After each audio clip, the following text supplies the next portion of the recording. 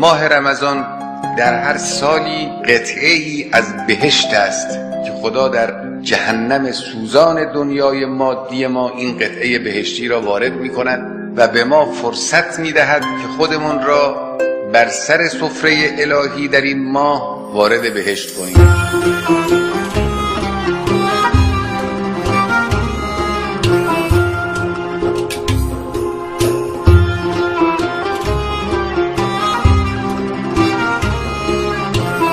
بعضی همون 30 روز را وارد بهشت می شوند، بعضی به برکت اون 30 روز همه سال را، بعضی همه عمر را، بعضی هم از کنار اون غافل عبور می کنند که مایه تأسف و خسران است برای هر کسی که ببیند این موجود انسانی با این همه استعداد و توانایی عروج و تکامل از یک چنین سفره با عظمتی در مقابل چشم خود او استفاده نکند.